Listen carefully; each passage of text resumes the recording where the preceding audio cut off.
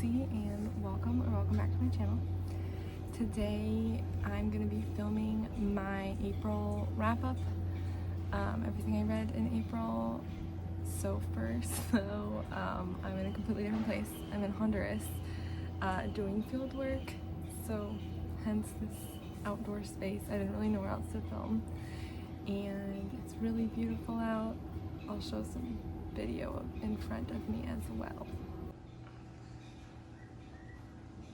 So yeah, here goes. The first book I read this month was The Elephant Vanishes by Haruki Murakami, and yep, another Murakami, but I started this one and actually read most of it back last fall, and it just took me a while to get to the rest, but I finished it, and I always love Murakami's writing, so absolutely loved this one too. I won't talk too much about plot because it's just like a short story collection, so there's like all sorts of different things in it, but I don't know, he just like manages to, I don't know, his writing's like so addictive to me. Like, I don't even know if that's the right word, but like just so interesting and different than a lot of other authors I've read, so I always enjoy World of Murakami, and this was no exception. I think After Dark was still my favorite, but this was also really good. There were some really good stories in it too. So that was the first one. The next is was a sci-fi, The Long Way to a Small Angry Planet by Becky Chambers. This was an adventure that I really loved. I wasn't sure what to expect from this one. It is a group of individuals from many different backgrounds, planets, species. We're all traveling together on a spaceship. They all like work on it together, and they get this job on a planet that's like really far away, and so it's all about their journey to get there and the relationships that they develop with each other, the people they visit along the way, adventures that occur, and I really loved it. All the characters, there's like this new crew, Rosemary, and that kind of like starts everything off, but everyone is so interesting and has like complex backgrounds that were really fun to follow. It was very exciting, and I just loved every second of it. I want to know more about the characters. In fact, the only complaint I had was really that they were almost a little bit underdeveloped. Like, I just wanted to know more, but then I found out it's actually a series, and I totally thought it was a standalone, so not sure why, but psyched for reading more of that. And then, like pretty much everybody this month, I read the whole Heartstopper series, graphic novels, about these two boys in high school that fall in love, and it is literally, if you haven't heard already, the most heartwarming thing ever if you just want to smile for like a solid 4 graphic novels to it. It's so good. The series on Netflix, I watched with a friend that I'm here with, and we both loved it. It was so cute and heartwarming, and like, I don't know, just the best. So if you're looking for a pick-me-up, something really fun, so good. Highly recommend all of them. I want more. They were so good. I can't say enough good things about them. So, and then I also read The Love Hypothesis by Ali Hazelwood. I have so many thoughts about this one. I wasn't sure how I was gonna feel about it, and I still kind of don't, because it is about a PhD student, and it's like a little almost like too real for me, and I actually found it to be so incredibly accurate. And I know Ali Hazelwood is a scientist who did her PhD, so like that was evident. Like, my friend who read this around the same time I did, we were both kind of like, you could not have written this book if you have not actually been in these shoes. So in that sense, it was super realistic, but almost like unsettlingly so, like the challenges especially. So that was like a really interesting and kind of bizarre aspect of the book, but also made it really interesting and relatable for me. At the same time though, like that almost made it like the relationship weirder with the professor, because I feel like, I guess in my experience, a relationship between like a PhD student and a professor, I feel like there would be a little more than there was in terms of like kind of backlash.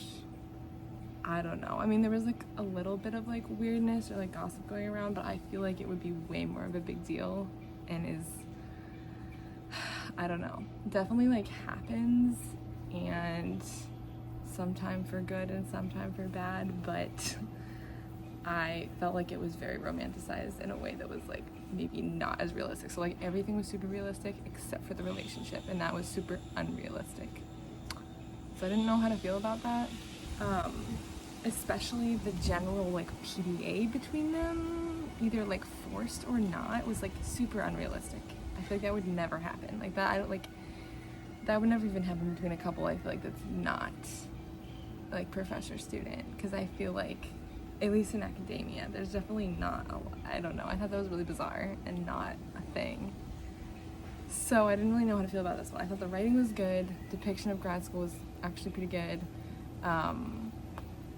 and I did like the romance, but also felt really unsettled by it. So I think overall it's like pretty good. I liked it, but felt kind of weird about that. So there is an author note at the end, which I think was super helpful for me and put a lot of things in perspective, because she, I don't know, talks about like her own experience and influence in it, not in the relationship aspect, but generally in it, like, I don't know, I feel like I had a lot more respect for her. Not that I didn't to begin with, but I think that put some of it into like a more positive light for me. So that's why I feel mixed, mostly good about it. It did get me kind of back into romance, because like I read it in like really quickly, like a night or two.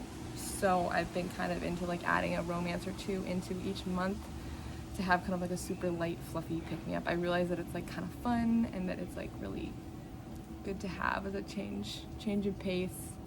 I will say, sorry, before I go into the next book, there's so much construction here right now, so that's why I keep pausing, and there might be some weird awkward pauses because they keep sawing and I keep having to stop. So hopefully that won't happen again. We'll see. So that was the love hypothesis. Next, I have two more.